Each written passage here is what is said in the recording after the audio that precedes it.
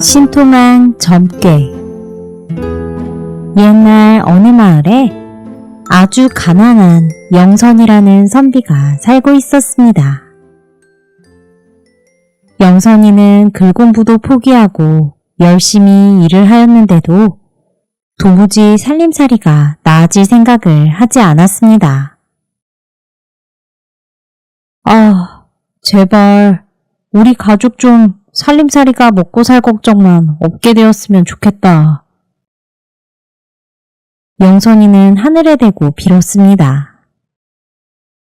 그런데 하루는 아내가 배를 짜서 장에 갖다 팔아오라고 하였습니다. 그래서 배를 가지고 장으로 갔습니다. 영선이는 생전 사람들 앞에서 말을 해본 적이 별로 없기 때문에 무척 부끄러웠습니다. 배 서세요. 배 서세요. 목소리도 모기처럼 나왔습니다. 선비 체면에 이게 뭐람. 영선이는 그렇게 간신히 목소리를 내며 배를 팔았습니다. 어머나 세상에, 이 배가 아주 고급스럽다. 그때 마침 지나가던 아낙네가 영선이가 팔고 있는 배를 보면서 말했습니다. 다행히 솜씨 좋은 부인이 짠 배는 금세 아낙네들에게 인기가 많아졌습니다. 아이고, 이 배 좀 봐봐. 이야, 정말 좋은 배다. 그렇게 영선이는 가져간 배를 잘 팔고 제법 큰 돈을 받게 되었습니다. 세상에, 이렇게 많은 돈을 가지고 길을 다니는 것이 처음인데? 이걸 잊어버리면 어쩌지? 영선이는 허리춤에 단단히 돈이 든 주머니를 채웠습니다. 그 돈을 가지고 집에 오는데 길가에 웬 늙은이가 구걸을 하고 있었습니다. 영선이는 그런 늙은이를 보며 마음이 복잡해졌습니다.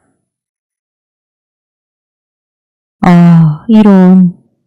나도 가난하게 살지만 불쌍한 늙은이가 저 나이에 힘들게 구걸을 하는 걸 보니 그냥 지나치기가 힘들구나. 돈은 다음에 또 벌면 되지. 그러더니 영선이는 자신이 가진 돈주머니를 그 늙은이에게 모두 주었습니다. 그리고 돌아서서 집으로 가려는데 늙은이가 영선이를 불러 세웠습니다. 그러고는 하는 말이, 이렇게 큰 돈을 그냥 받을 수 없으니 조그마한 보답을 하겠소이다. 내가 점을 좀 칠 줄 아니 점괘나 받아가시오. 하였습니다. 정말이십니까? 그럼 한번 봐주시오. 그렇게 늙은이가 점을 쳤습니다. 그런데 나온 점괘가 딱 3마디였습니다.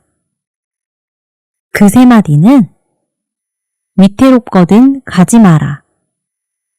무섭거든 춤을 춰라. 반가워하거든 설설 기어라 였습니다. 고맙습니다. 참 특이한 점괘로군요. 영선이는 그저 허허 웃으며 넘기고 집으로 발길을 돌렸습니다. 이 새 점괘를 잊지 마시오. 늙은이가 그런 영선이의 뒤에다가 외쳤습니다. 그런데 영선이는 배판 돈을 몽땅 적선해버렸으니 수중에 돈이 한 푼도 없었습니다. 마누라가 고생해서 배를 짠 돈을 몽땅 줘버렸으니 이대로 돌아가면 마누라 볼 면목이 없구만. 이를 어쩐다? 이대로 돌아가기 참 뭐한데. 그제서야 영선이는 집에 가서 부인을 볼 걱정에 걸음을 쉬이 뗄 수가 없었습니다. 에이, 일단 좀 주변을 돌아다니다 보면 무슨 좋은 생각이 나겠지? 영선이는 그렇게 집에도 못 가고 근처를 배회하고 있었습니다. 그렇게 영선이가 하염없이 걷다 보니 웬 큰 강이 앞을 가로막았습니다. 영선이의 앞에는 마침 나룻배가 하나 있었습니다. 영선이는 그 나룻배를 보며 생각했습니다. 그래, 어차피 집에 가면 구박받느라 편히 있지도 못할 텐데 여기서라도 느긋하게 해보고 싶은 걸 해보자. 날도 좋은데 나룻배 한 번 정도는 괜찮잖아. 그렇게 영선이는 나룻배를 타게 되었습니다. 혹시 배를 타고 다니면 뭔가 번뜩이는 생각이 떠오르지 않을까나? 그렇게 생각하며 영선이는 나룻배에 올라앉았는데 뱃사공이 사람을 많이 모아서 떠난다고 기다렸습니다. 그리고 사람이 다 나룻배에 오르자 나룻배가 출발을 하려고 하였습니다. 그런데 배가 좀 이상했습니다. 아니, 이거 가만 보니 배에 사람이 너무 많이 타서 아무래도 위태위태하구나. 영선이는 그때 갑자기 전꾀가 생각났습니다. 위태롭거든 가지 마라. 아, 위태로우면 가지 말라고 하였지? 그래, 갑자기 무슨 나룻배야. 너무 갈 뻔했다. 그렇게 생각하고 영선이는 그냥 나룻배에서 내려버렸습니다. 그렇게 영선이가 내린 나룻배는 강으로 떠났습니다. 그런데 배가 강 한가운데쯤 들어가니 갑자기 돌풍이 불기 시작했습니다. 그 바람에 배가 기우뚱기우뚱 하더니 그만 뒤집어버리고 말았습니다. 결국 그 나룻배에 탄 사람들은 모두 물에 빠져 죽게 되었습니다. 세상에, 저 배를 탔으면 큰일 날 뻔했다. 이럴 수가. 전꾀가 정말 맞는 건가? 휴, 다행이다. 그렇게 목숨을 건진 영선이는 다시 걷기 시작했습니다. 목숨을 건졌다는 생각에 정신없이 걷다 보니 이번에는 웬 산으로 들어가게 되었습니다. 그런데 어느새 날이 저물었습니다. 첩첩산중에 날까지 저물었으니 큰일이었습니다. 주변에는 잠시 쉬어갈 집이나 절도 보이지 않았습니다. 마침 영선이가 가던 길에 동굴이 하나 있었습니다. 아, 저 동굴에 들어가서 잠을 자면 되겠구나 하고 그 굴로 들어섰습니다. 제법 아늑한 곳이 괜찮은데? 영선이는 혼잣말을 하며 굴 안에서 몸을 뉘었는데 옆에 뭔가가 보였습니다. 이건 뭐지? 이건... 해골이다! 영선의 바로 옆에는 누워있는 해골이 있었습니다. 영선이는 벌떡 일어나서 주변을 다시 살폈습니다. 아까는 어두워서 보이지도 않았었는데 주변에 온갖 사람뼈들이 굴러다니고 있었습니다. 그런데 동굴 저 안에서부터 쿵쿵 하는 소리가 들리더니 무시무시한 괴물이 쿵쿵 걸어왔습니다. 키는 영선이보다 2배는 더 되어 보이는 것이 눈을 부릅뜨고 오는데 낯빛은 시뻘겋고 눈에 불이 철철 흐르는 것이 아주 흉측하게 생긴 괴물이었습니다. 영선이는 정신을 잃지 않은 게 다행이었습니다. 그저 무서워서 벌벌 떨다가 가만히 생각해보니 정꾀가 생각났습니다. 무서우면 춤을 춰라. 지금 엄청 무서운데 춤을 춰야 하나? 그런데 아까도 점괘 덕분에 목숨을 구했잖아. 에라 모르겠다. 영선이는 무슨 뾰족한 수가 없으니 괴물 앞에서 덩실덩실 춤을 추었습니다. 다리는 후들후들 떨리고 얼굴은 공포에 일그러졌지만 머릿속으로 덩기덕 쿵더러러 장단을 외치며 몸을 흔들었습니다. 그러니 참 우스꽝스러운 모습이었습니다. 그런데 신기한 일이 벌어졌습니다. 영선이가 춤을 추는 모습을 본 괴물이 하하하하 하고 웃더니 몸뚱이가 점점 줄어들기 시작한 것입니다. 몸집이 점점 줄어들어 드디어 보통 사람만 해졌습니다. 낯빛도 시뻘겋던 것이 보통 얼굴색으로 돌아오고 눈빛도 불처럼 활활 타오르던 것이 아주 순해졌습니다. 그렇게 변하더니 그냥 얌전한 젊은이의 얼굴이 되었습니다. 괴물이었던 그 젊은이는 영선이의 앞에서 예를 차리고 말했습니다. 나는 본래 하늘에서 옥황궁을 지키는 문지기였는데 죄를 많이 지어서 상제님이 나를 흉측한 괴물로 만드셨소. 그런 다음 이 동굴에 가두고 나가지 못하게 귀양을 보내셨지요.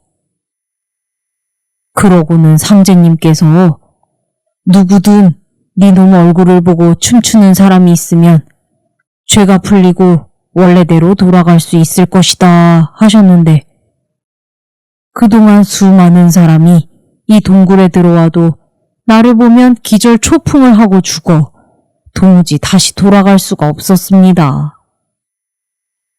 그런데 오늘에야 당신이 춤을 춘 덕분에 죄를 씻고 하늘로 올라가게 되었소. 그 보답을 하고 싶으니 소원이 있으면 뭐든 말해 보시오. 아니, 그랬군요. 저는 다른 소원은 없고 그저 우리 가족 먹고 살 걱정 없게 사는 것이 소원입니다. 그러자 다시 젊은이가 말했습니다. 그렇다면 이 산 꼭대기에 올라가서 있는 바위 중에 동쪽으로 2번째 바위 아래를 살펴보시오. 동쪽으로 2번째 바위 아래 말이오? 영선이가 다시 묻자 젊은이는 고개를 끄덕이더니 갑자기 몸에서 환한 빛을 내뿜고는 주변의 구름이 자욱해지면서 순식간에 사라져버렸습니다. 하하, 점괘 덕분에 또 목숨을 건졌구나. 영선이는 지금은 너무 어두워 산꼭대기로 갈 수 없으니 오늘 밤은 여기서 자고 다음 날이 되어 산꼭대기에 올라가 보았습니다. 아니, 정말로 산꼭대기에 바위가 여러 개 있구나. 동쪽에서 두 번째 바위였다.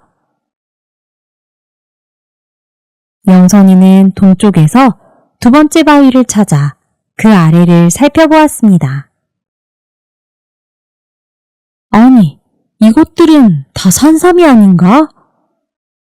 그것도 이게 다 몇 개야? 수십 뿌리는 좋게 돼 보이는데. 그곳은 산삼밭이었고 그 아래 수많은 귀한 산삼들이 있었습니다. 크기도 아기만한 산삼이라 장에다 내다 팔면 아주 높은 값을 받을 것이 분명했습니다. 영선이는 그걸 캐서 다시 장터로 갔습니다. 그래도 이번에는 배를 팔아봤다고 제법 목소리를 키워 산삼을 팔았습니다. 산삼입니다. 어린 아기만한 귀한 산삼 사시오. 산삼은 아주 귀한 물건이었기에 사람들이 금세 모여들었습니다. 어디 보시오. 이야, 세상에. 이리 큰 산삼을 어디서 캔 것이오? 내가 사겠소. 나 주시오. 아니요, 내가 돈을 2배로 주겠소. 나 주시오. 영선이가 가져온 산삼은 부르는 게 값이었습니다. 사람들은 순식간에 산삼을 비싼 값을 주고 사갔습니다. 영선이는 배 판 돈에 몇천 배나 되는 돈을 벌었습니다. 허허, 이제 떵떵거리면서 마누라 얼굴을 볼 수 있겠구나. 어서 집에 가야지. 영선이는 걸음을 서둘러 집 앞에 가 문을 열고 마당에 탁 들어갔습니다. 그리고 헛기침을 큼큼 해댔습니다. 아내가 방에서 문을 열고 나왔습니다. 아이고, 어디 갔다 이제 오세요. 배 판 돈으로 어디 외국 여행이라도 간 줄 알았네. 그게 일이 좀 있었소. 에이, 거참 얼마나 늦었다고 그러시오. 자, 이거 보시오.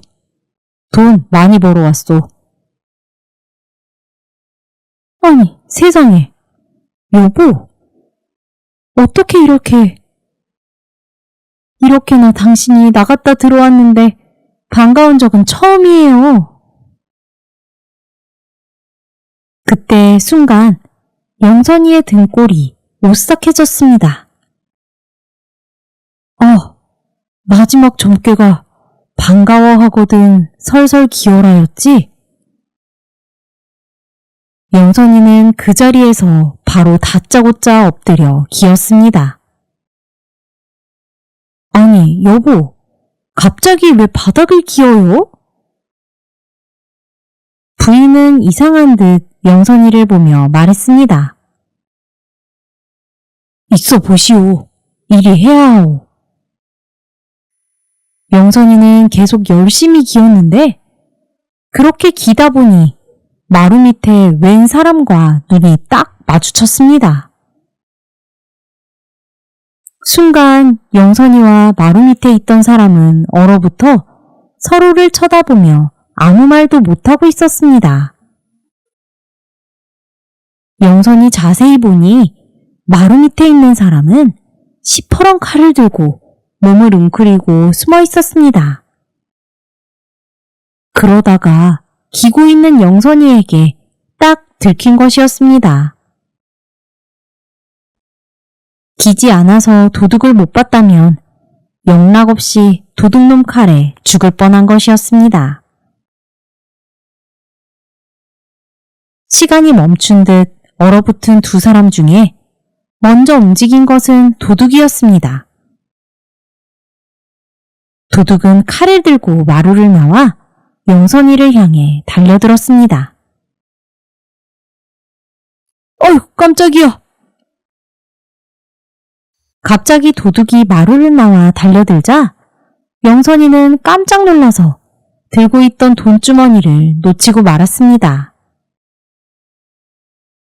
그러자 돈주머니에 있던 수많은 엽전들이 바닥에 왕창 떨어졌습니다. 그런데 그 돈을 본 도둑은 순간 눈이 뒤집혔습니다. 도둑은 칼을 버리고 엽전을 줍기 시작했습니다. 돈이다! 돈! 그때를 노려 영선이의 아내가 마당에 있던 빨래방망이를 들고 도둑을 매질하기 시작했고 영선이는 얼른 달려가 도둑의 칼을 주워들었습니다. 으악! 살려주시오! 이런 도둑놈, 언제 숨어든 것이냐? 영선의 부인은 20년 빨래방망이질 실력을 발휘해서 도둑을 사정없이 두드렸습니다. 으악! 악! 도둑은 반항도 제대로 못해보고 빨래방망이에 맞느라 대굴대굴 굴러다녔습니다. 그렇게 영선과 영선의 부인은 도둑을 잡을 수 있었고 산삼을 팔고 난 돈으로 부자가 되어 잘 살게 되었습니다. 그날 이후로도 영선이는 딱딱 들어맞아 자신을 구해준 3마디 점괘를 신기하게 생각하며 이따금씩 그 마을에 가서 점괘를 준 거지 영감을 찾아보았지만 그 뒤로 거지 영감은 만날 수 없었다고 합니다.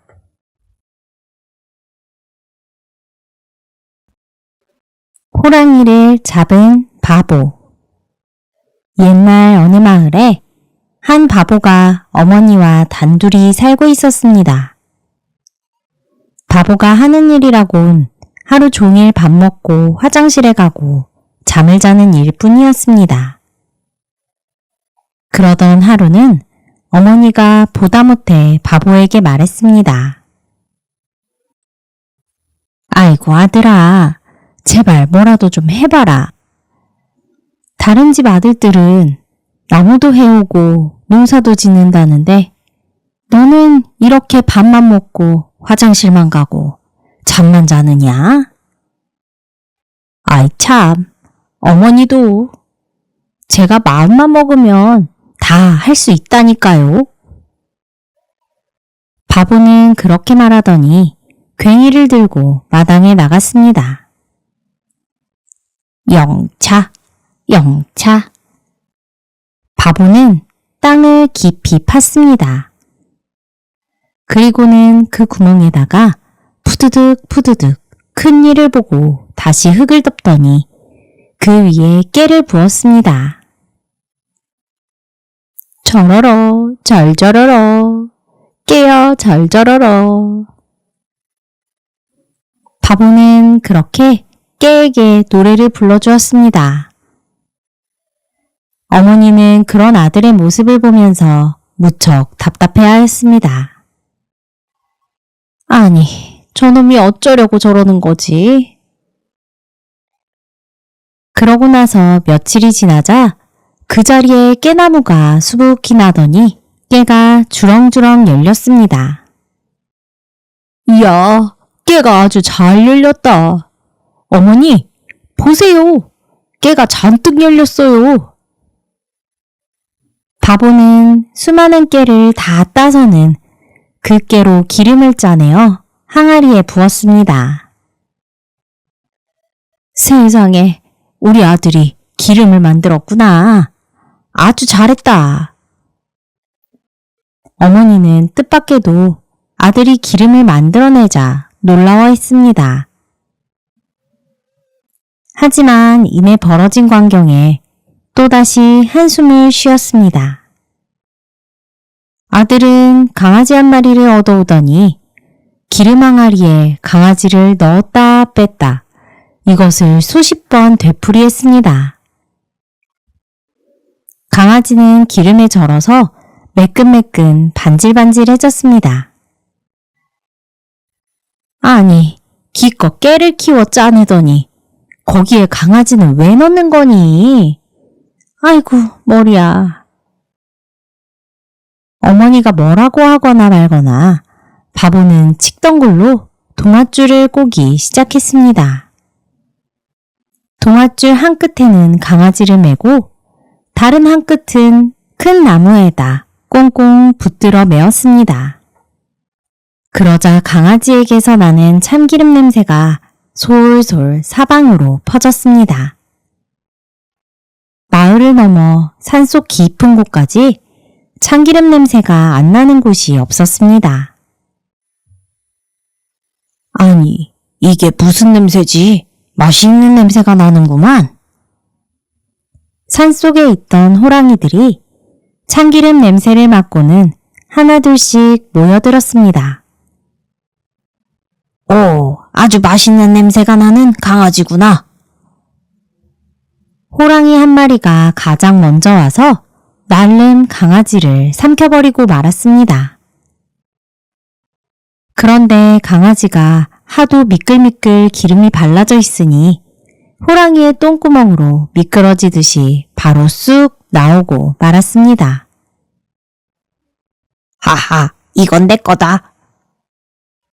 뒤이어온 호랑이가 다시 강아지를 삼켰습니다. 그랬더니 또다시 똥구멍으로 강아지가 홀랑 빠져나왔습니다. 이렇게 나온 강아지를 다른 호랑이가 집어삼키면 또다시 똥구멍으로 홀딱 빠져나왔습니다. 강아지 털 속에 잔뜩 낀 참기름은 줄어들 생각을 하지 않았습니다. 이것을 수십 번 되풀이하자 참기름 냄새에 달려온 호랑이 수십 마리들이 줄줄이 동아줄에 깨어 잡히게 되었습니다. 이야, 호랑이가 아주 많이 잡혔구나. 허허허. 에고머니나, 웬 호랑이들이 줄줄이 잡혔어? 어머니는 깜짝 놀랐습니다. 이럴 수가, 우리 바보가 다 계획이 있었구나. 어머니는 바보를 칭찬해 주었습니다. 그렇게 바보는 호랑이를 잡아다 판 돈으로 어머니와 호강하며 잘 먹고 잘 살게 되었습니다.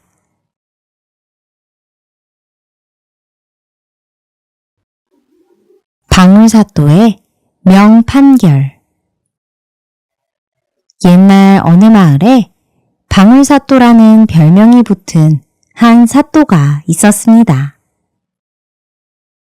이 사또는 얼굴이 아주 못생긴 데다가 다리를 마구 떠는 촐랑촐랑한 버릇이 있었는데 사또는 이 버릇을 고치기 위해 온몸에 방울을 달고 다녔습니다. 방울을 달고 나니 발을 조금만 떨어도 딸랑딸랑 소리가 나서 금방 자신의 다리를 바로잡을 수 있었습니다. 아니, 저 사또는 웬 방울을 저리 잔뜩 달고 다녀? 허허, 아주 특이한 사또로구만. 방울사또야, 방울사또. 그때부터 옹골 사람들은 몸에 방울을 달고 다니는 사또를 방울사또라고 불렀습니다. 이렇게 온몸에 주렁주렁 방울을 달고 요란한 소리를 내며 다니는 방울사또의 모습은 무척 우스꽝스러웠습니다. 그래서 관아에 있는 관리들은 못생긴 데다가 다리에 방울이나 잔뜩 달고 다니는 사또를 이상하게 보고 저런 분이 어떻게 사또 노릇을 제대로 할까 하면서 업신여기고 무시하였습니다. 그러던 어느 날 어떤 선비 하나가 망건과 상투바람으로 사또를 만나러 왔습니다. 아니, 자네는 뭐 하느라 갓도 쓰지 않고 다니는 겐가? 그러고도 선비가 맞는가? 방울사또는 갓을 쓰지 않고 온 선비에게 호통을 쳤습니다. 당시 옛날 선비들은 상투바람으로 다니는 것이 예의에 어긋나는 일이었기 때문입니다. 그런데 선비는 호통을 치는 방울사또에게 도리어 제 갓을 찾아주세요 라며 부탁하였습니다. 갓을 찾아달라고? 무슨 일이 있었느냐? 사또가 묻자 선비가 말했습니다. 네, 사또. 제가 조금 전에 강가를 지나오는데 갑자기 회오리 바람이 불어와 갓이 날아가 버렸습니다. 사또께서 저의 갓을 찾아주시오. 방울사또는 어이가 없었습니다. 아니, 이놈이 무슨 소리를 하는 것이냐? 네가 잃어버린 갓을 왜 나에게 찾아달라 하느냐? 그러자 선비가 비아냥거리며 말했습니다. 아니, 사또, 방울을 달고 다니시느라 갓 찾으실 엄두가 안 나시나 봅니다. 그 말을 듣고 방울사또는 선비가 아주 괘씸했습니다. 이놈, 나를 비아냥거리려고 작정을 하고 온 게로구나. 오냐, 내 놈을 아주 혼쭐을 내줘야겠다. 그 순간 좋은 생각이 떠오른 듯 사또의 눈이 반짝반짝 빛나며 말했습니다. 네가 강가에서 갓을 잃어버렸을 때 그 광경을 본 사람이 있었느냐? 멀리 강물 위로 돛담배 두 척이 마주치며 지나갔습니다. 그러자 사또는 말했습니다. 됐다. 이제 갓을 찾을 수 있다. 두 사공을 잡아들여라. 얼마 후 두 사공은 억울하게 잡혀왔습니다. 아니, 저희가 무슨 죄로 끌려온 것입니까? 저희는 아무런 죄를 짓지 않았습니다. 그러자 사또는 이들에게 물었습니다. 너희는 강에다 배를 띄워 각각 어느 쪽으로 향해 갔느냐? 그러자 두 사공은 서로 반대 방향을 말하는 것이었습니다. 그러자 사또는 갑자기 벼락같이 소리를 쳤습니다. 네, 이놈들! 한 사공은 동풍이 불라고 빌고 또 한 사공은 서풍이 불라고 빌었으니 두 소원이 맞부딪혀서 회오리 바람이 불어 갓을 잃어버리지 않았느냐? 너희가 갓을 물어내어라. 예? 사또, 그게 무슨 소립니까? 억울합니다. 어허, 이놈들이. 사또의 호통에 두 사공은 억울했지만 돈을 모아 새 갓을 사왔습니다. 선비는 아주 기분이 좋았습니다. 만만한 사또 골탕이나 먹일 겸 한번 말해본 것인데 헝갓이 정말 새 갓이 되어 돌아오게 된 선비는 기분이 좋았습니다. 고맙습니다, 사또. 그럼 저는 이만 물러가겠습니다. 그렇게 인사를 하고 희죽희죽 웃으며 선비가 갓을 쓰고 물러가려 하는데 갑자기 방울사또가 망치와 못을 들고 선비에게 왔습니다. 아니, 왜 그러십니까? 깜짝 놀란 선비에게 방울사또는 다시는 갓이 날아가 죄 없는 사공들이 억울하게 갓을 물어내는 일이 없도록 내 이마에 못으로 갓을 박아야겠다. 라고 말했습니다. 아닙니다. 잘못했습니다. 갓을 제대로 간수하지 못한 제 잘못이었습니다. 그제서야 정신을 차린 선비는 솔직하게 잘못을 인정하고 엎드려 빌었습니다. 네 이놈, 그럼 저 뱃사공들에게 갓값과 오늘 공친 일당까지 모두 배상하거라.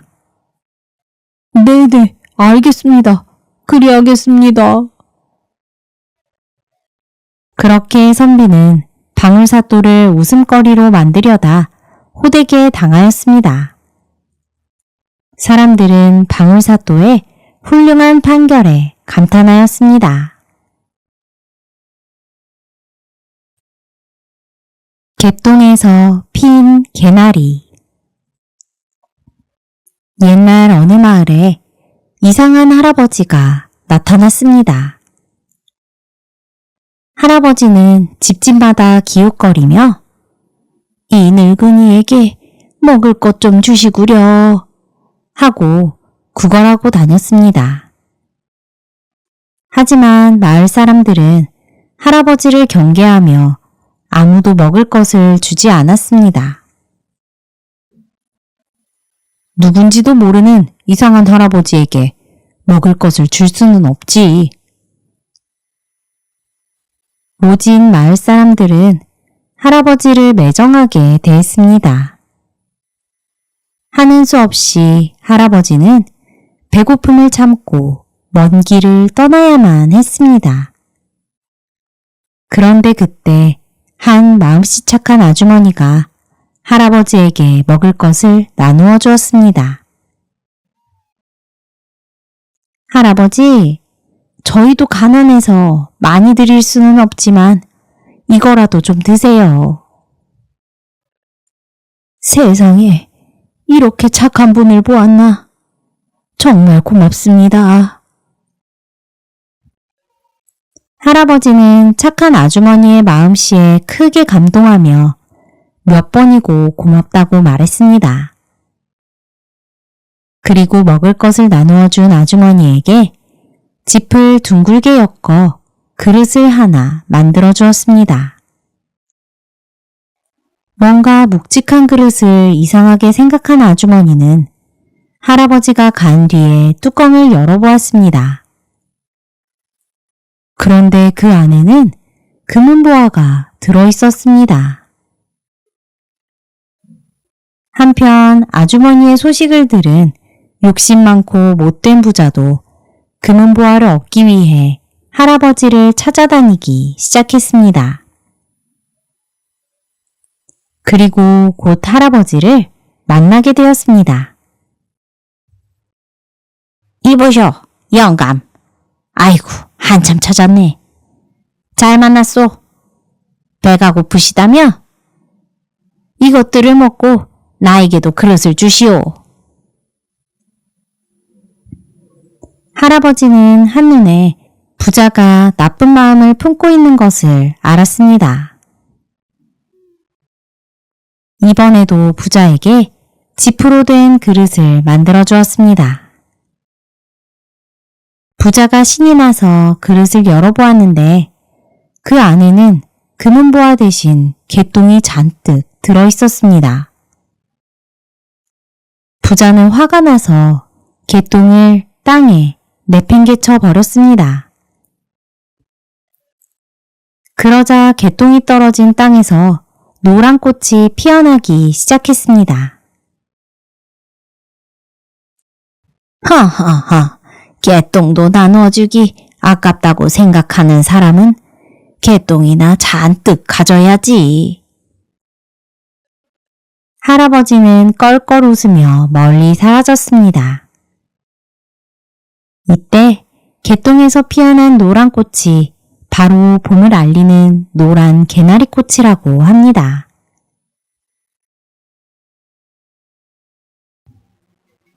호랑이와 효자. 옛날 산골마을 어느 집에 한 총각이 홀어머니를 모시고 살고 있었습니다. 이 총각은 열심히 나무를 베어다가 장에 내다 팔아 필요한 돈을 마련하며 근근히 살아갔습니다. 가난했지만 이 총각은 열심히 살아갔고 또 훌륭한 효자였습니다. 늙으신 어머니가 행여 추울세라 시장할세라 온갖 정성을 다해 어머니를 극진히 모셨습니다. 하루는 총각이 나무를 잔뜩 해서 지게에 짊어지고 장에 갔습니다. 장에서 나무를 팔아 저녁을 해먹을 음식들과 몇몇 옷가지들을 사서 집으로 돌아오는 길이었는데 그날따라 일이 늦어져서 그만 해가 지고 어두워지기 시작했습니다. 어이구 이런, 벌써 날이 저물었구만. 지금쯤 어머니가 얼마나 기다리실까. 어서 가서 어머니 저녁상을 봐드리고 새로 산 옷도 입어봐야겠다. 총각은 열심히 걸음을 재촉하였습니다. 집으로 가기 위해서는 큰 고개를 하나 넘어야 하는데 그 고개를 다 넘을 무렵 갑자기 눈앞에 집채만한 호랑이 한 마리가 나타났습니다. 으아! 호랑이다! 총각은 놀라서 뒤로 나자빠졌습니다. 그런 총각을 바라보며 호랑이란 놈이 눈에 불을 켜고 슬금슬금 다가오는데 총각은 그만 다리가 후덜후덜 떨리고 정신이 오락가락하는 바람에 꼼짝을 할 수 없었습니다. 정신을 차린 뒤에는 호랑이가 아주 가까이 와 있었습니다. 이대로 일어서서 달아난데도 호랑이의 걸음을 이길 수 없는 거 아닌가? 이제 나는 꼼짝없이 죽은 목숨이구나.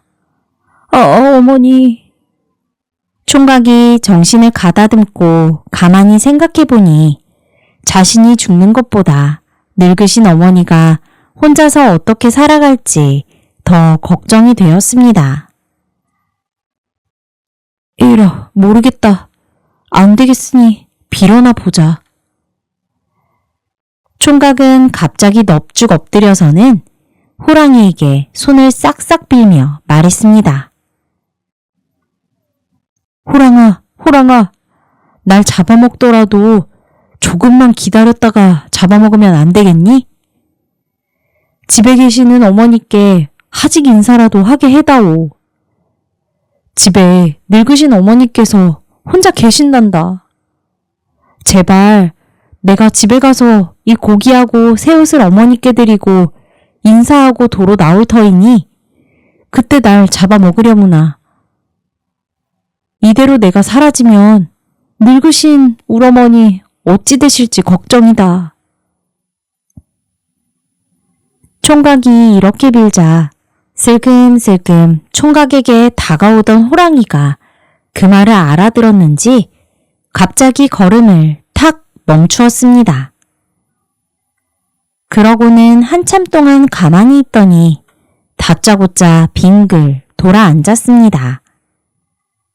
그러더니 마치 자신의 등에 타라는 듯한 신용을 하며 총각을 계속 쳐다보았습니다. 아니, 뭘 어떡하라는 거야? 내 등에 업히란 말이냐? 그랬더니 호랑이가 고개를 끄덕끄덕 하였습니다. 세상에, 호랑이 등에 업히다니. 총각은 이것이 꿈인지 생신지 모르게 호랑이 등에 업혔습니다. 그랬더니 호랑이가 어흥 하고 한번 크게 울더니 껑충껑충 뛰어 쏜살같이 고개를 넘어갔습니다. 그 커다란 고개를 눈 깜짝할 사이에 넘더니 산골에 있는 총각의 집 앞까지 와서 딱 멈추었습니다. 이 호랑이가 내 말을 알아듣고 어머니께 하직 인사하라고 데려왔나 보구나. 어쨌거나 고맙다. 총각은 이렇게 생각하고 호랑이 등에서 내렸습니다. 내 말을 들어줘서 고마워. 어머니께 하직 인사 마치고 바로 나오마.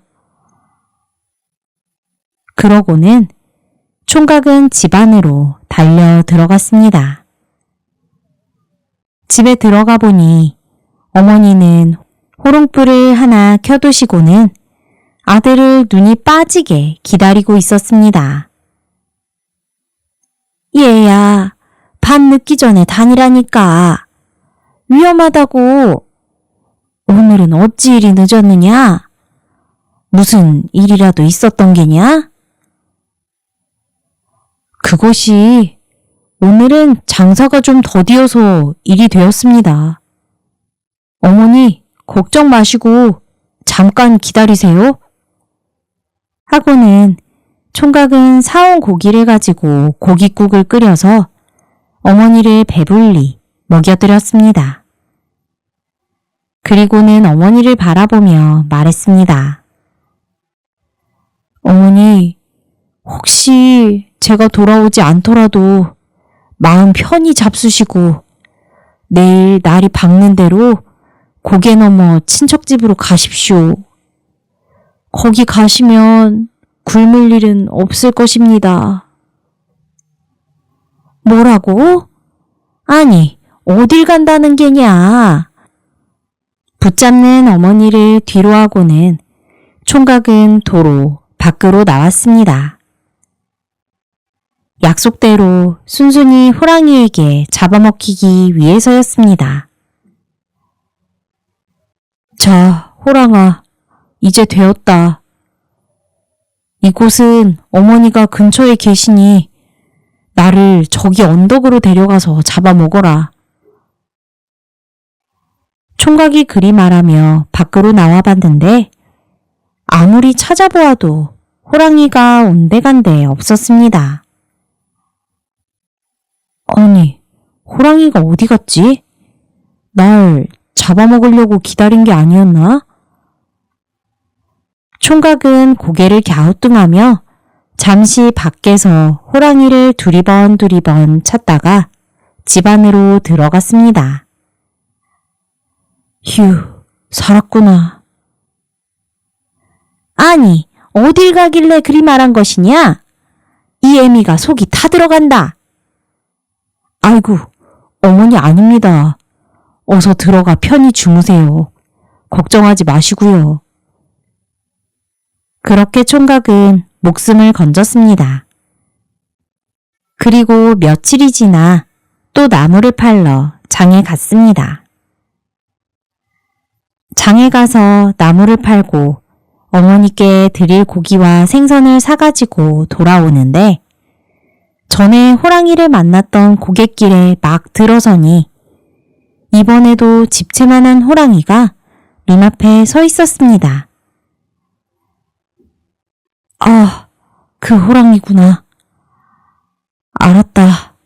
그때 날 잡아먹지 못해서 오늘 잡아먹으려고 왔나 보구나. 이렇게 생각하고 총각은 호랑이에게 말했습니다. 며칠 전에는 네가 내 사정을 봐서 어머니를 뵙도록 해주었으니 내가 더 무엇을 바라겠느냐. 오늘은 날 잡아먹어도 좋다. 총각은 눈을 감고 호랑이가 자신을 잡아먹기를 기다렸습니다. 그런데 호랑이는 가만히 서 있었습니다. 도무지 자신을 잡아먹으려고 달려들 기색도 없었습니다. 아니, 호랑아, 왜 그러느냐? 어서 날 잡아먹지 않고. 이미 모든 것을 포기한 총각은 호랑이에게 자신을 잡아먹으라고 재촉했습니다. 그런데 갑자기 호랑이가 전처럼 등을 돌리고 앉아서 또 등에 어필하는 신호를 보냈습니다. 응? 또 네 등에 어필한 말이냐? 그래, 알았다.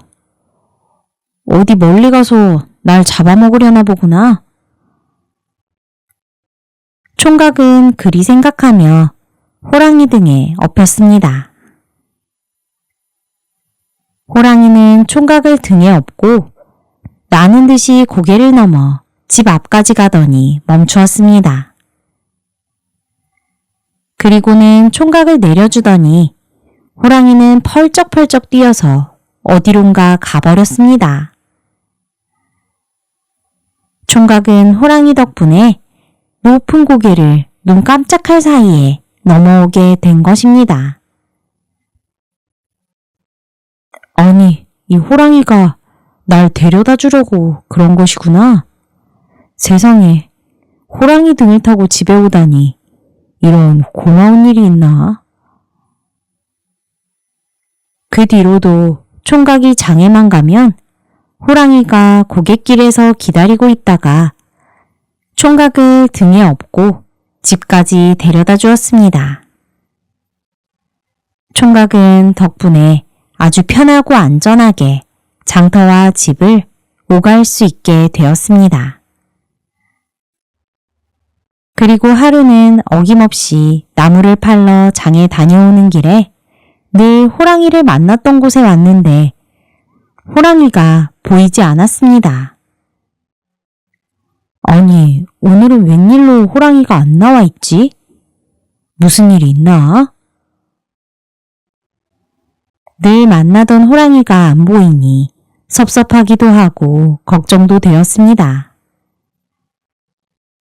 어찌 된 일인가 하고 혼자 고갯길을 오르다 보니 산속에 웬 사람들이 많이 모여 웅성거리고 있었습니다.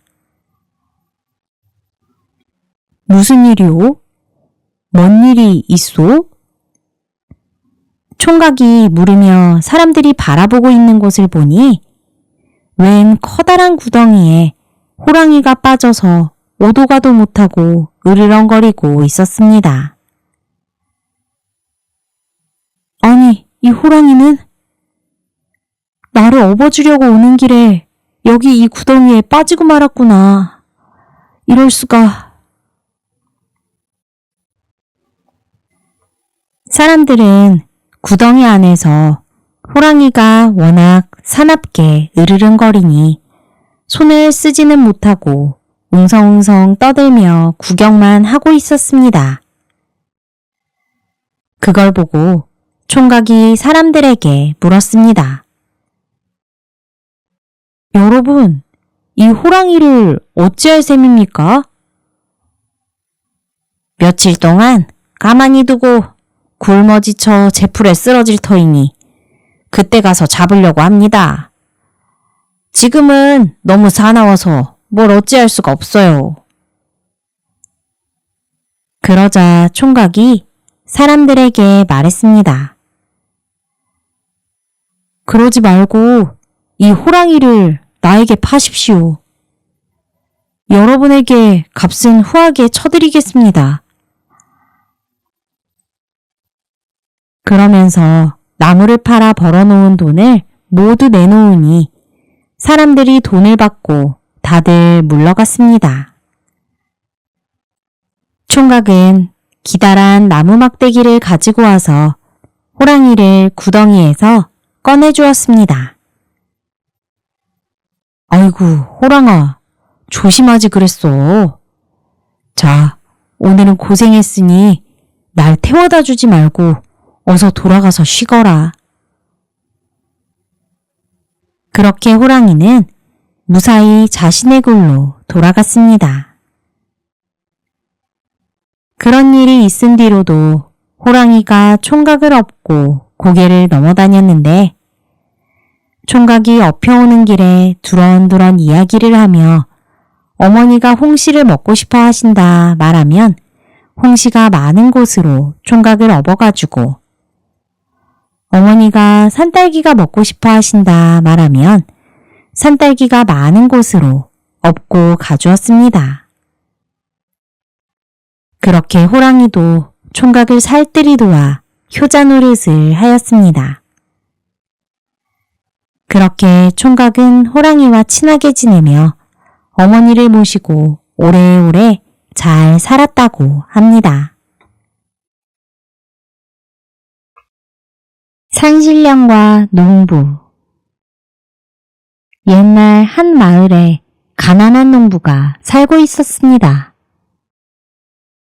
그 농부는 원인 모를 병에 걸린 지가 오래되었는데 돈이 없어서 제대로 치료도 받지 못하고 끙끙 앓고만 있었습니다.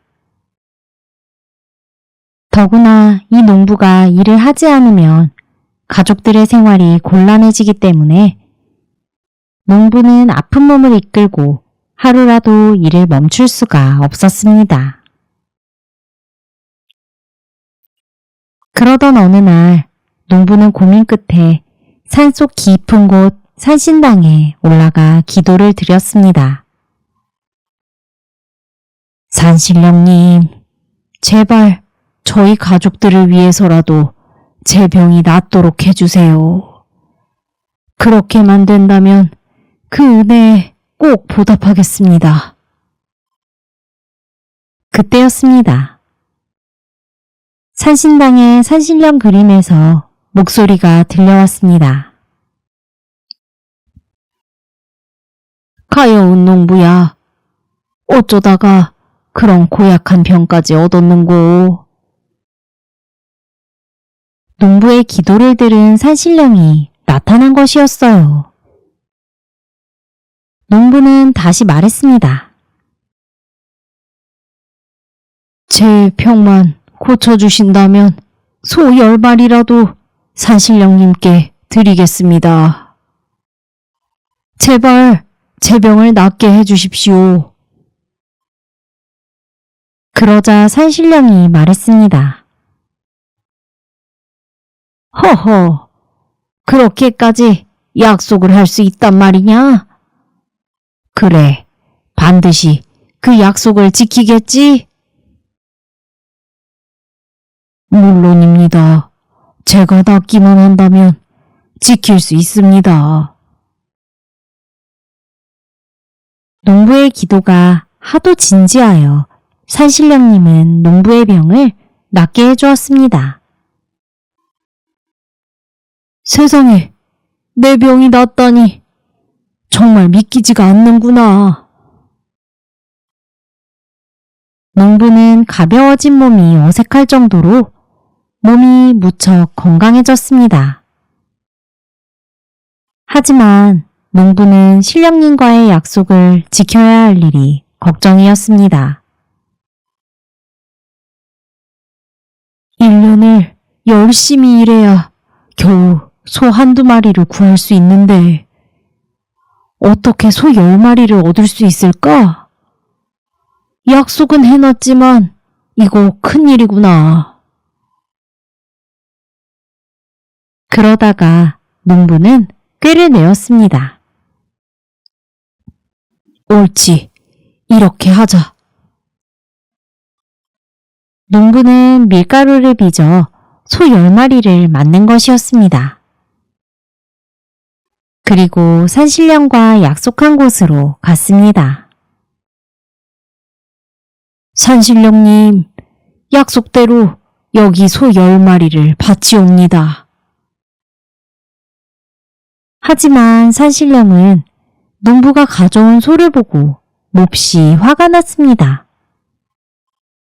하지만 산신령은 모르는 척 농부에게 이렇게 말했습니다. 오, 약속을 지키다니 참 기특하구나. 너의 정성에 감동하였으니 금화 10량을 주겠다. 내일 아침 일찍 바닷가로 나가거라. 이럴 수가. 역시 나의 지혜는 대단해. 병도 고치고 금화까지 얻게 되다니. 이거야말로 경사로다, 경사야. 농부는 너무 기뻐서 잠도 못 자고 다음날 아침 일찍 산신령이 이야기해준 바닷가로 나갔습니다. 그러고는 금화가 어디 있을까 농부는 두리번거리며 금화를 찾았습니다. 그때 바닷가에서 사람을 납치할 생각으로 숨어있던 해적들이 나타났습니다. 하하하, 이 녀석 이거 아주 건강하니 일을 잘하게 생겼구나. 이 녀석을 끌고 가라. 안 돼. 해적들은 농부를 배에 태운 뒤 먼 나라로 갔습니다. 해적들은 농부를 금화 열량에 하인으로 팔아버렸습니다. 그제서야 농부는 내 몸값이 금화 열량이었던 것이로구나 하면서 약속을 지키지 않고 꾀를 부린 것을 후회했습니다. 결국 농부는 하인으로 10수년을 열심히 일한 뒤에야 자신의 몸값을 치르고 집으로 돌아올 수 있었다고 합니다.